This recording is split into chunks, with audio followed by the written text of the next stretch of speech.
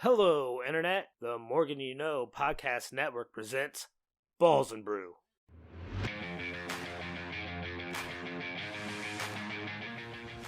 I do have a quick question for both of you folks that is basketball related, but it is not NBA related. So I believe I have to be the one to pose this question before we throw it to the fast break to do an NBA Finals preview. So let's do Balls and Brew right here and right now. Rod Morgan, am your host. Jimmy produces this just like he produces every other podcast here on the Morgan You Know Podcasting Network. Thank you so much for tuning in and watching our wrestling show. If you enjoyed our wrestling tapes, perhaps you'll enjoy our sports takes. Yeah. All right. We're going to do football on what we call Balls and Brew later this year. Our guy Josh Williams is going to come back and join us and tell us about all of the wonderful nuggets he puts together when he is making his betting cards. So we have wonderful sports information for you. But Jimmy, Chris, I want to ask you guys about the discourse that has occurred in the Women's Basketball Association recently. We have seen a little bit of what some folks want to call rookie hazing, a little bit of what some folks want to say might be racially motivated, a little bit of what some folks want to just say is, well, you know, this is hard play and this is a sports league for professionals, and this person, Caitlin Clark, used to play in a league of amateurs and now she's in professionals, and it just is what it is.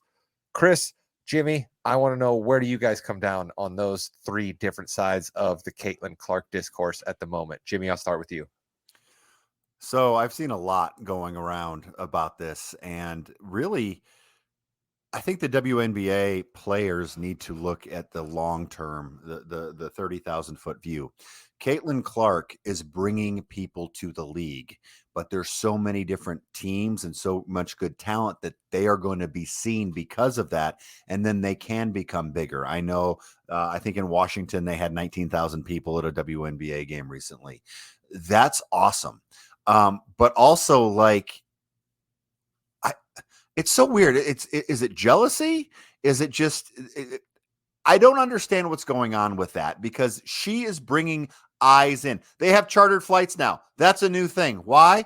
Because Caitlin Clark came in. That's one thing there. Oh, they could have all doubled their salaries instead of chartered flights. I bet you they'd take chartered flights in what they did. I will say this, and I'll let Chris go because I know there's a lot of different things going on here. The Indiana Fever are not that good of a basketball team right now. They've also played twice as many games in the same amount of time as a few other teams in the WNBA, just because of Caitlin Clark, because of all this. There's so much money coming in here. Why are we trying to ruin it? We should be talking about the games and not this, whatever you want to call it. Chris?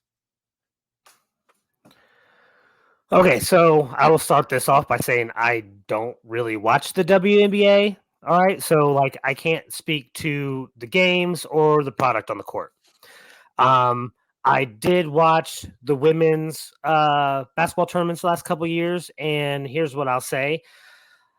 I get Caitlin Clark is popular, but she didn't win. So to me, that drops her a rung. Like, I'm sorry, that's kind of how I feel. I didn't get why everyone was so up on her so much, all right? Because her teams didn't win. I mean, if you didn't watch the women's college basketball tournament this year and you ask a random person who won, they would say Caitlin Clark won, because that's how the media treated it. So you have this girl coming into a professional league, getting all this attention without winning, and maybe these people feel a little bit jealous. Like, listen, I put in this work. We've done one. Why aren't you guys supporting us? I don't know. That's just me. Maybe that's how it is. This doesn't move the needle that much for me. I think for the WNBA, though, business-wise, this can't be anything but great. All right? No matter what controversy is going on, you are in the news. You are in the headlines. You are getting airtime, which does increase your bottom line. Jimmy, Chris, I'm going to say this here and just admit that this is a difficult conversation to have, but I think if we're trying to be true about the situation we are attempting to examine for our listeners, this has to be pointed out, okay? Isn't this just Larry Bird all over again, Jimmy? Isn't this just the great white hope in a league that is not a huge percentage white, just like the NBA was not a huge percentage white when Larry Bird was coming in and getting new eyeballs and winning MVPs and getting endorsements. And there was a league that was predominantly black that was pushing back against him. Isn't that what's going on here? And that everybody's just afraid to say that? I'll admit that I'm afraid to say that as well. But I think if we're being honest with ourselves in the world that exists in 2024, that's a whole lot of the sauce baked into the cake that Chris, you're right. And Jimmy, you're right. We can have a couple of different recipes for that cake, but I think there's one thing that everybody is trying to side skirt around when they're talking about the recipe. I don't know if it comes into as much as what you want it to, or not that you want it to, or as much as people out there want it to. All right. LeBron came into the league, hyped bigger than anything. His high school games are on ESPN. You telling me that LeBron didn't get extra shoves, extra pushes, extra rough treatment that first year he was in the league? I guarantee you he did. All right. Anytime that happens with a player who's getting all this hype, we saw it a little bit this year with Victor. But Chris, I'll say real Wembanyama. quickly, though, when LeBron came into the NBA, there were a lot of other players in the NBA history that got deals similar to his. Sure, LeBron's was the biggest, but there were lots of other guys who had big time shoe deals. And Caitlin Clark has signed the biggest shoe deal in the history of the WNBA by a large margin. Yeah. Okay. So I don't know about the shoe deals. I'm talking about what happens on the court. All right. And how this person is getting treated by their peers on the court and other players. Anytime in any sport, you have a wonderkin coming up, the next best thing. The people who are already in the leagues want to put that rookie in their place. All right. It happens in every league. Big time rookie quarterback comes out. Every defensive end wants a chance just to get a free run at that rookie quarterback and give a little bit of extra on that hit, or that middle linebacker on that new rookie running back. I mean, we see it in the NBA all the time. We saw it a little bit this year with Victor. Everybody was trying to go hard at Victor to begin the year. So I see it all the time. I don't know if this necessarily is only because she's white. And I think it has more to do with how she is getting anointed so early in her career, more so than the color of her skin. So your analogies would be okay if she was getting hard fouled on drives to the basket, or even hard fouled on a 3-pointer, or maybe someone steps in front of her. She's just standing on the court and someone runs into her and, blindsides her. It's like if Caleb Williams threw a ball, ran out of bounds, and after 3 steps out of bounds, someone came and hit him. Victor Wembanyama didn't get any of that. I think on that one, you're wrong, Chris. People went after him, but they have the ball in their hand and they're going for a dunk, or they're trying to block a shot or something like that. They're not trying to take his knees out. They're not trying to knock him out when the play is 30 feet down the court. To be fair, the NBA has a lot more history in dealing with violent type fouls on the court, and it has become a lot more strict. The WNBA hasn't had this happen to them as much in the past, so they're not as ready to deal with it like the NBA. So I think the NBA has almost drilled it into the players' heads that that's almost unacceptable, especially lately because Draymond Green has proved that they come down harsh on people. I'm good on Draymond Green. He doesn't understand reality sometimes, and yeah, I know I'm a person in a basement that doesn't know anything, and I don't have a ring, but come on, that's yeah, whatever. Here's the thing. Let's finish here then. Let's go back to the basketball court, because I think the racial issue is thorny, and I just think that we're doing you're right though. If we don't at least bring it up. But here's the thing, Chris, how much, again, you want to talk about on the court, and I'm with you there. That's why this question I think is totally on the court related. How much responsibility do her teammates bear at this point to try to help support her? How much do we need one of her teammates to go over and lay somebody else out? And if her teammates don't do that, are we to believe that that's some sort of a relationship harbinger? I mean, yeah, we've seen that in the past, right? If there's a bad teammate, the rest of the team doesn't have their back in situations, and you think, well, there's an issue in the locker room, right? Like we talked about that a lot. What you do want to see is you want to see your team, especially if you're a Fever fan, you want to see your team be as cohesive as possible and have each other's back. So if you're a Fever fan, you want to see her teammates have her back. And if they're not having her back, you need to be worried. That means there are definite issues in that locker room. Jimmy, you're down there where they do sports talk. I'm sure this is coming up a little bit. Are we hearing any of this down there? Not on the Bill Simmons podcast. A little bit on that. I think it's a big story nationwide, and people are just throwing their 2 cents in. And I did like Wilbon and Kornheiser's discussion on PTI. If you haven't watched that, they did a lot better than we could do. At this point, they have a couple more years on us. Not too many, but a few. It's a very complex story.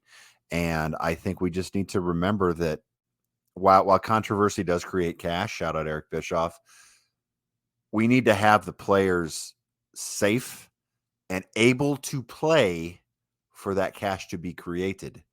Caitlin Clark gets hurt. There's a lot of empty arena, not empty, but not as full arenas moving forward. There is. A rising tide floats all boats. All right. There is a reason that is a saying that has lasted throughout history for a long time. All right. And I think that's the overall point here. I think a lot of different people for a lot of different reasons need to realize that Caitlin Clark is good for the WNBA, and let's all figure out how to get along. Just like you could say in so many avenues of American life these days in 2024. But we're going to go to something that's much easier to talk about. 2 basketball teams squaring off.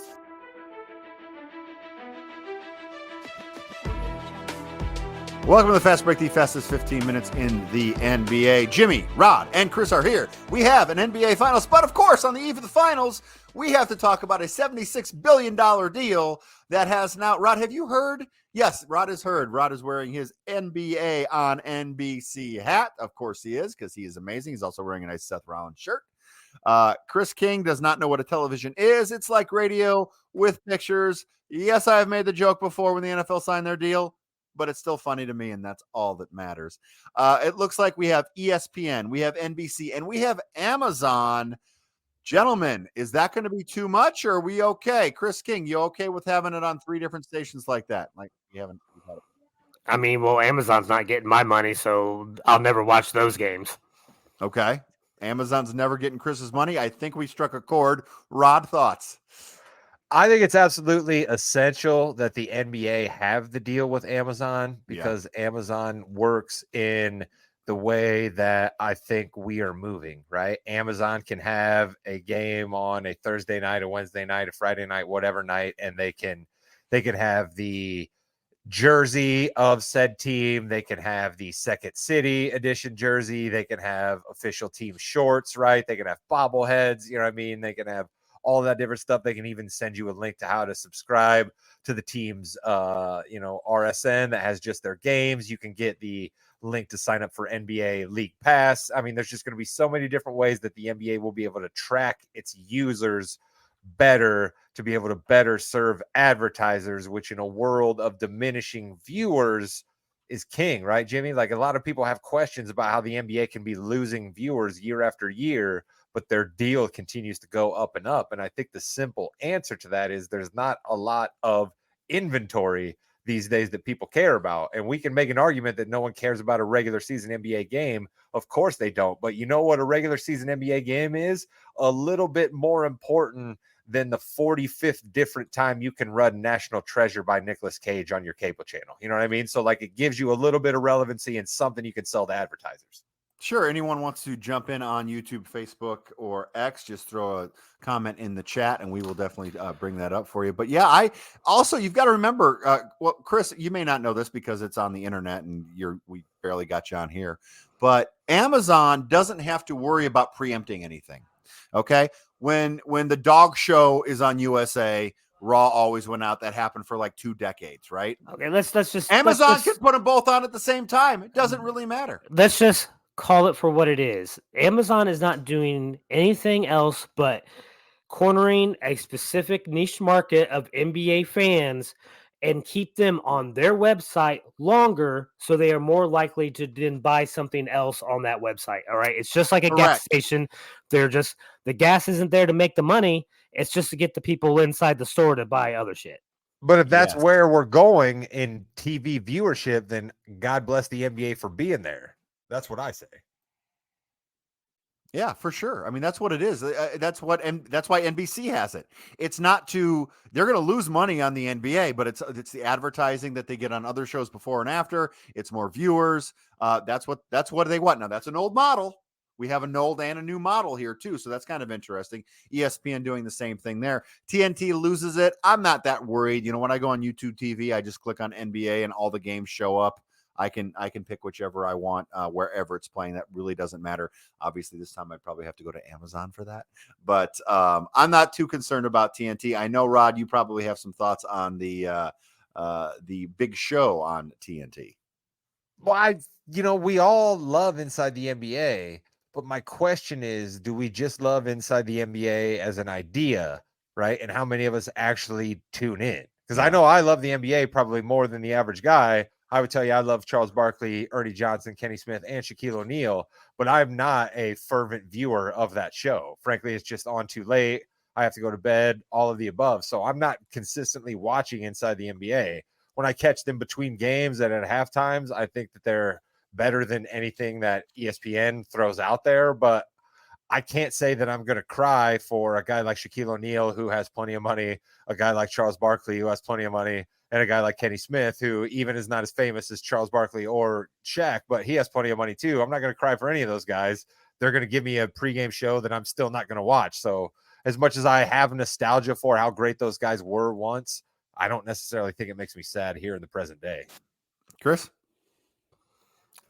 I probably watch as many clips on YouTube of those guys joking around or roasting each other more than any other pregame show, commentary duo, or anything else in any sport. All right. Like, these guys are hilarious together. You get plenty of, where else are you going to get gems like the women in San Antonio from Charles Barkley? Or they gave up. They don't get to go to Cancun. They got to go to Galveston with that dirty ass water. Where are we going to get these again, Rod? All right. You telling me you're not going to miss this? Well, but again, I think, Rod, you bring up Rod's point, though. On YouTube, on Instagram, on X, all that, the clips you're watching, is that worth it to a TNT, an ESPN, an Amazon to pay these guys when they know you're not going to get as many viewers watching the actual show, but on social media? Does that translate into dollars, right, Rod? Well, the thing I'd say too is, do I actually care, Chris, if like in the little left-hand corner of the clip that I see on Twitter or X, however you want to refer to it, says NBC or Amazon or TNT? I don't really care. I'm just tuning in for what Charles Barkley has to say. So if somebody else is going to pay Charles Barkley to talk about the NBA, I'm probably still going to listen to it. See, if you watch on YouTube and you're getting the official clips, then they are making money, all right, because those are monetized, and that is a way for them. We've talked about it already on this show. This is a new way to watch NBA, right? This is something that is important to me as an NBA fan. Like, I don't get to always stay up late and try to catch that. I don't have cable, so, like, it's even harder for me. So, like, I need those types of clips. Like, I need that enjoyment. That's part of what makes the NBA fun for me. Okay. But Round Ball Rock, Chris, Round Ball Rock is coming back with NBC getting the rights. Come on, John Tesh, let's go. Speaking of That NBA, doesn't sell it.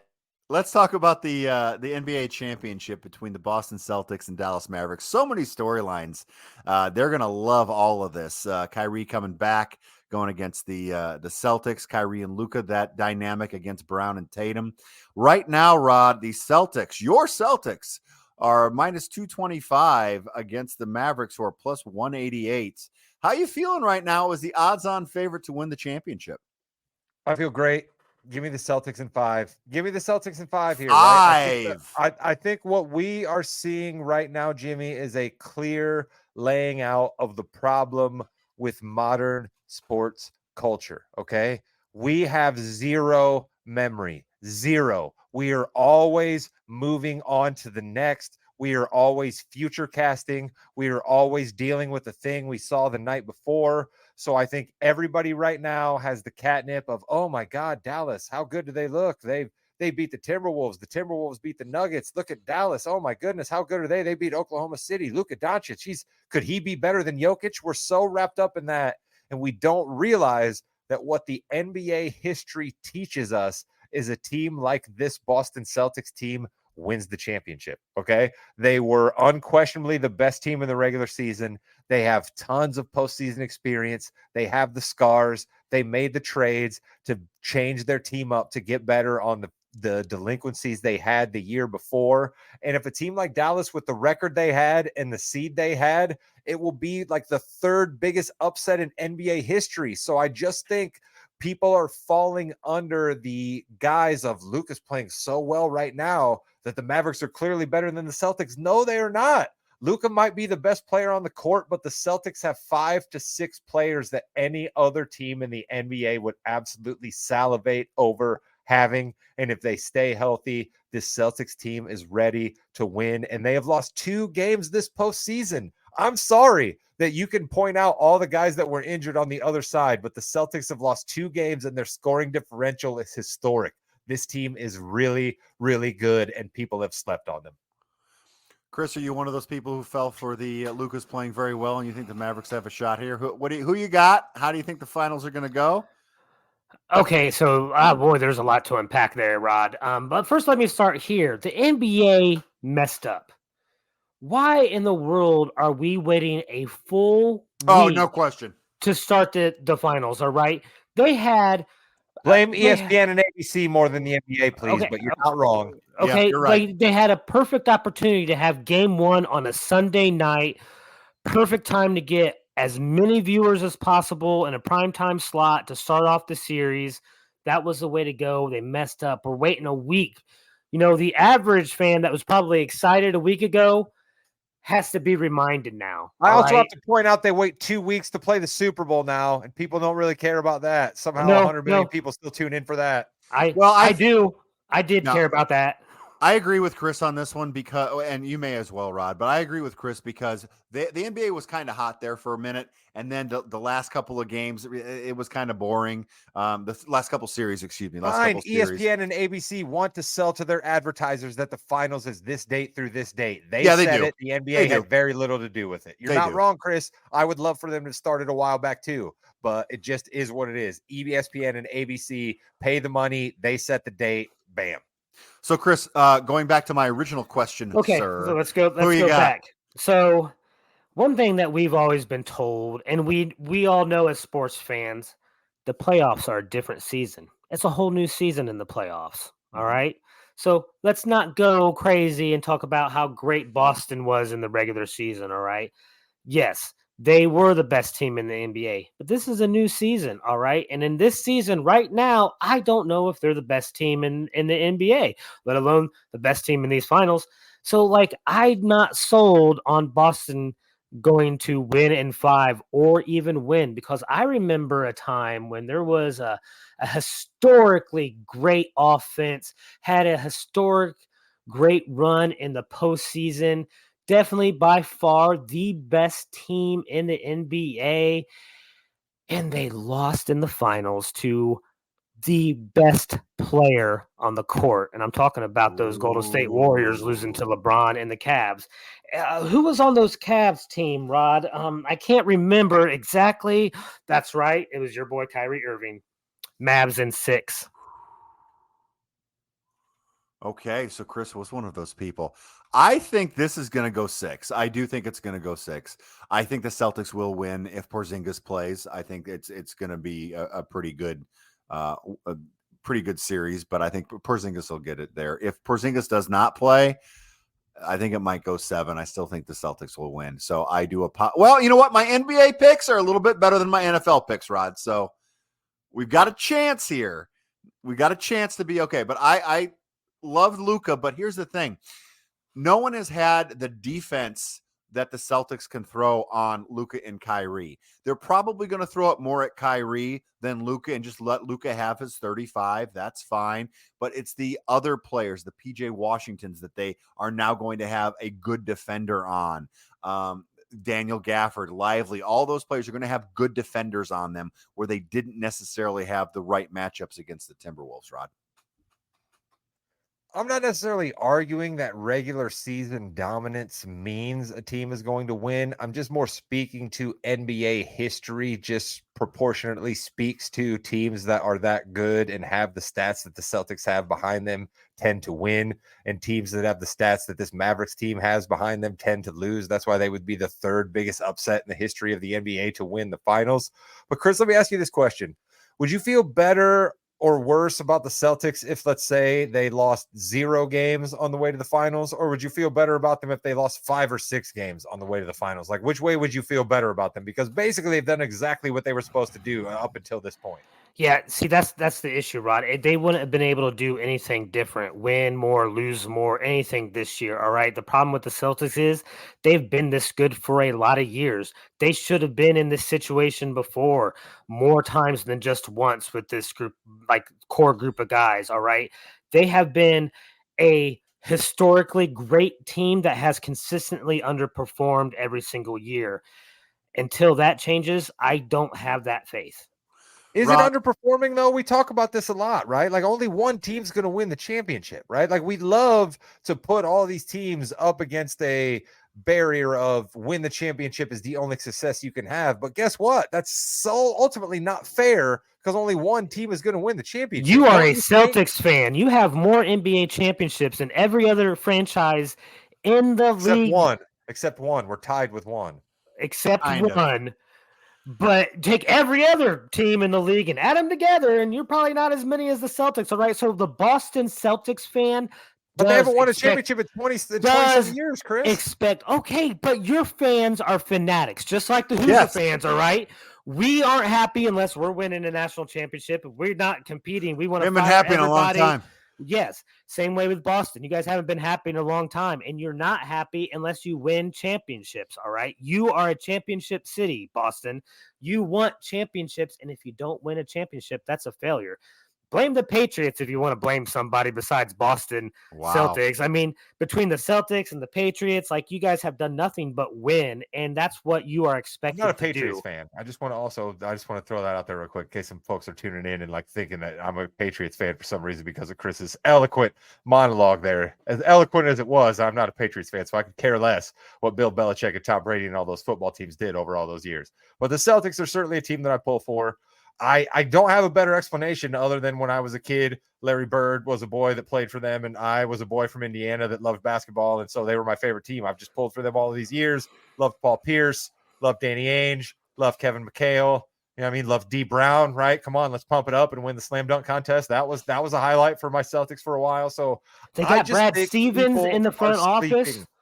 Well, that's fine. But I just think people are sleeping on the Celtics. I got the Celtics in 5. I really do. Like, I think the Mavericks are great. And I want to say that it is not a failure for the Mavericks for losing this championship. I think Chris No. is probably right that it's a failure for the Celtics to not win this championship. But I also want to point out that, like, any other NBA team would kill to have the level of consistency the Celtics have had the last 5 to 6 years. So, you know, I want my team to be that good, but if they lose, I'll be mad. So I agree with Chris, but I also think the Mavericks aren't mad if they lose. So it's like, what's the right standard here? Yeah, and I kind of like this to when the Bulls finally won their first championship. They had to go through the Pistons and they kept getting beat and getting beat and getting beat. New York was tough in there as well. Finally, they were able to go over that hump. And I think that would, you have to learn as a team. They have had a decent amount of turnover, but the core, the two main people have been there for a very long time. You're so right, Jimmy. Here's where we're You at. know? Here's where we're at. Okay. In the story that will be written about Luka Doncic's career 25 years from now, okay, this year's NBA Finals will be an early chapter about how Luka had to take his licking and learn what it really took to lead the Mavericks back and get a championship because they were facing a historically great Boston Celtics team. That's how this will be written years from now. Book it. I just said it. I remember another Dallas player who was going up against a historically great team one Let's year. And I go. believe that Let's was go. I believe that was against Miami, and who was? Oh, that was Dirk Nowitzki, and I believe Dallas won that one too. So They did. That's fine. You can talk about all the history you want. The other thing I want to point out here is I had one wavering about the Celtics all year long, one and one only. And that was a team that the Celtics no longer have to beat. Okay. By the grace of God, the Denver Nuggets were knocked out by the Minnesota Timberwolves. Thank you, Ant Edwards. Thank you, Rudy Gobert. Thank you, Karl-Anthony Towns. That was the only worry I had for my Celtics. They are going to cruise to this championship. You heard it here from Rod on the Fast Break, on Balls and Brew, on the Morganino Podcast Network, all of the above. That's what we are. Boy, he is trying hard to like remove that jinx he put on himself in the Celtics at the beginning of the season, isn't he? He is, but he's also, I think he's kind of right. I have Jason Tatum getting the NBA Finals MVP here. I think this is his turn. He said he's a little nervous. I like that. Like those butterflies. I think Tatum's getting the MVP. Chris, I'm assuming you think that Luka will be getting the MVP? Yeah, it's going to be Luka. And then Rod. Give me Drew Holiday winning the Finals MVP in an Andre Iguodala-esque effort where he just does so many things on the court, it is impossible to deny him the championship trophy. Dark horse candidate. Rod, if you were to bet $5 on Drew Holiday winning the MVP, do you know how much money you would win if he got? I'm going to guess around $675. $500. $500. 1,000 to 1. Yeah. Or 100 to 1. There you go. I might do that. I'm telling you, he was honestly, I know the vote was 5-4 Brown Tatum in the Eastern Conference Finals, but if there was a third person for the Celtics that could have won it, it was Drew Holiday. He makes so many of those great plays. And if Kyrie gets stoned out a little bit, like I think he might, for my Celtics to win in 5, Drew Holiday will probably be a huge person responsible for that. And we all remember Andre Iguodala got a bunch of votes for shutting down LeBron James and won himself a Finals MVP. Is Holiday going to be on Kyrie or Derek White? I think it'll be a little bit of both. It'll be a combination, but I think if Kyrie sort of gets shut down and doesn't have a great series, I think people will look to Holiday. By the way, Chris, Luka right now is plus 210 to win MVP. Kyrie Irving is plus 1,800. The next Maverick on the list is at plus 5. No. Derek Lively. It's Derek Lively, isn't it? Derek Jones Jr. Really? Yes. Derek Jones Jr. I'd put Derek Lively as the third most. You put $5 on Derek Jones Jr. He wins the MVP. You're taking home $2,500. So, Jimmy, let's do 45 seconds before we close on if we think the Lakers are making a good decision by hiring a podcaster as their next NBA head coach. Oh, we want to announce that now? Okay.